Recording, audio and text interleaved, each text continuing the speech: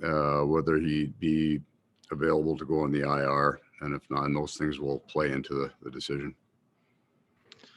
I'll go next to Paul Friesen from the Winnipeg Sun. Go ahead, Paul. Oh, I don't know how well you remember your experience with against teams that are playing right after a coaching change, but is there a common denominator or two you should expect? There's always a lot more going on around that than any of us ever know. So there's a pressure relief that happens. In the rare occasion that it's a guy maybe that, I would just say in general, specifically, you get a group that's really, really focused and really trying to prove to the new guy what they can do. You don't love catching a team after they make a coaching change for sure, because there's no history anymore. There's everybody who's had a tough start feels this is their chance to show it, and the guys who've been going good don't want it to end. So yeah, it's a challenge for sure. We'll go next to Jeff Hamilton from the Winnipeg Free Press. Go ahead, Jeff.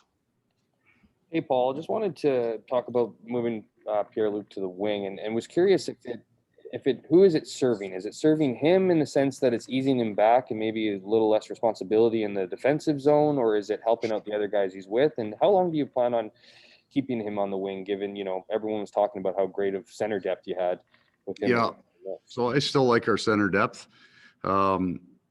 At first, the wing is a different position, right? If you're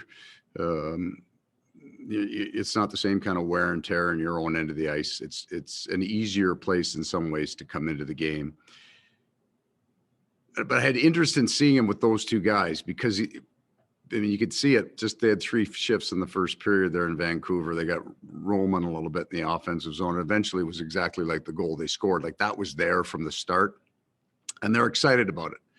So the things I want to make sure with this is that Pierre-Luc understands that we're going to develop him in his best position. That I believe he's a centerman. He can, I'm not looking at this guy going, boy, there's a lot of deficiencies in his game. I'm not sure he can run in the middle. I know he can, just from video I've watched and even just seeing him in his own defensive zone.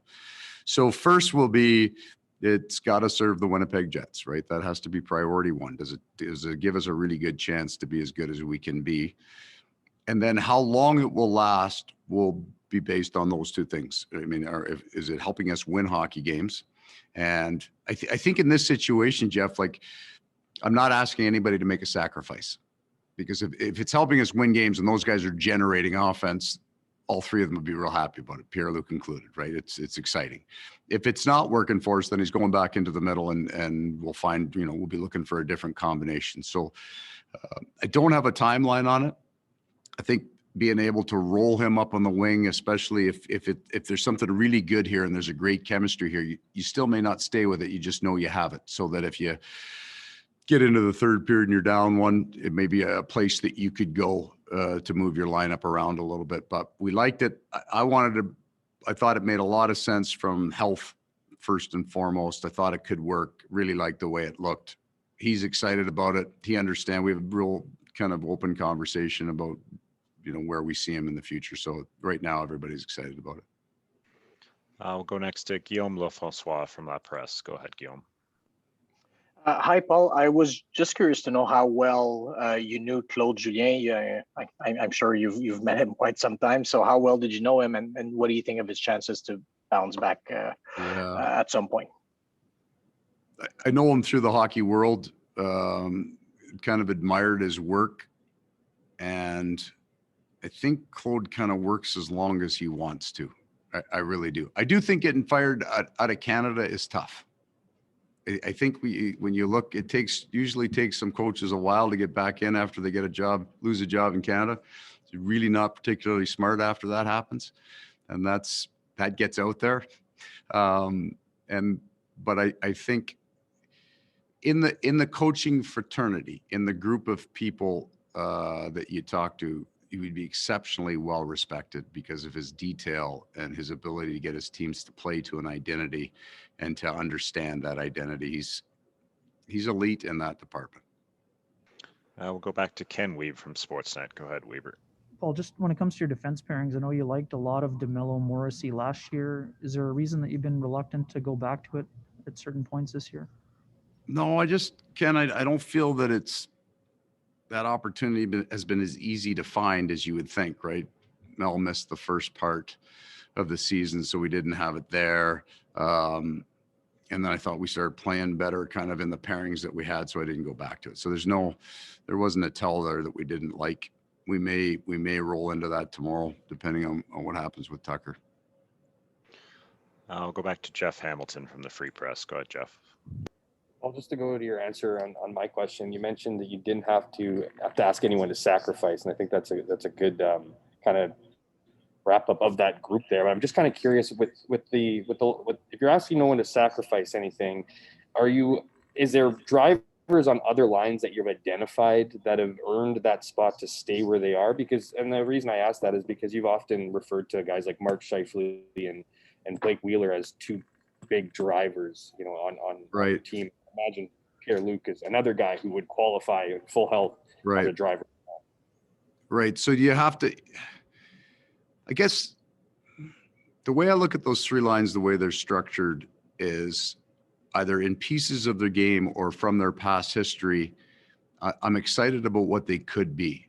So, Andrew Kopp, I mean, maybe there's the sacrifice in terms of points, but there's a guy who played with Scheif and he played with Stastny. They generated an awful lot of points, so that may come down. But Lowry and Appleton are kind of generating more offense that I believe they can score now. I think I know in years past, I looked at that line, I just get them to hold.